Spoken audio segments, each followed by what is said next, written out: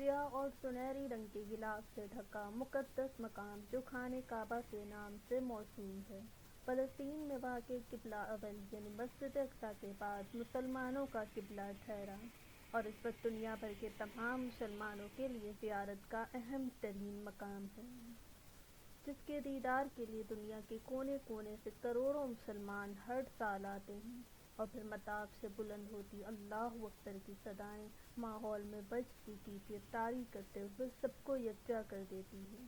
پھر ان میں کوئی رنگ، نسل، زبان، فرقے اور ذات کا فرق باقی نہیں رہتا۔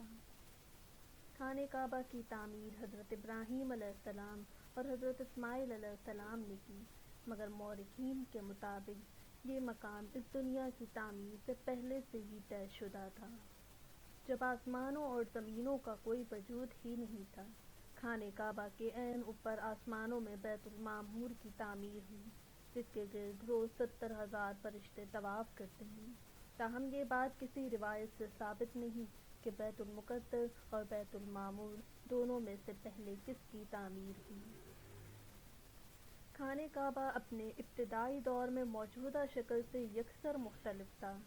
پہلے اس میں 2 دروازے اور 1 کھڑکی تھی، جبکہ دروازے سطح زمین کے برابر تھے تاکہ ہر عام اور خاص شخص اندر جا سکے۔ بعد میں دروازوں کو سطح زمین سے بلند کر دیا گیا، جس کی وجہ یہ بتائی جاتی ہے کہ خانہ کعبہ کے اندر رکھے ہوئے نذر و نیاز کو چوری ہونے سے بچایا جا سکے۔ یوں دروازوں کو اونچا کر کے عام لوگوں کا داخلہ بند کر دیا گیا۔ مختلف ادوار میں خانہ کعبہ کی وقتاً فوقتاً تعمیر ہوتی رہی۔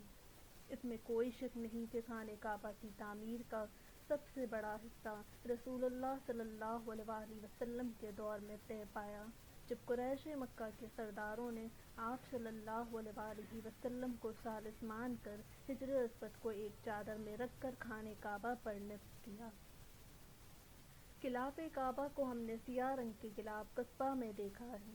اسے سال میں 1 دفعہ حج کے ایام میں تبدیل کیا جاتا ہے۔ اس سے قبل غلاف مختلف رنگوں میں ہوتا تھا، جن میں سفید، سبز اور سرخ رنگ شامل ہیں۔ امیر معاویہ کے دور میں یہ سال میں 2 بار، جبکہ خلیفہ مامون رشید کے دور میں سال میں 3 بار مختلف رنگوں میں تبدیل کیا جاتا تھا۔ قصبہ یعنی غلاف کعبہ مکے میں موجود میوزیم میں 1 سال کے دورانیے میں تیار کیا جاتا ہے۔ خانہ کعبہ کی دیواروں کی مرتبہ تعمیر ہوئی ہے۔ وقت اور حالات کے پیش نظر اس میں تبدیلیاں بھی کی گئیں۔ اس وقت خانہ کعبہ میں صرف 1 ہی دروازہ ہے، جس میں صرف اہم شخصیات کو داخلے کی اجازت ہے۔ خانہ کعبہ کے اندر رکن شامی پر زینہ بنایا گیا ہے، جسے کعبے کی چھت پر جانے کے لیے استعمال کیا جاتا ہے۔ ماضی میں اکثر سیلاب اور دوسری آفات کی وجہ سے تعمیر نو کی ضرورت پیش آتی تھی۔ سیلاب کے باعث طواف کعبہ رکتا نہیں تھا، بلکہ لوگ تیراکی کے ذریعے طواف جاری رکھتے تھے۔ خانہ کعبہ کا طواف 24 گھنٹے جاری رہتا ہے۔ ایک دن میں 5 مرتبہ طواف کا یہ تسلسل صرف اس وقت روکا جاتا ہے جب فضا میں حی علی الصلاۃ اور حی علی الفلاح کی آواز بلند ہوتی ہے اور سب اللہ کے حکم سے سجدہ ریز ہو جاتے ہیں۔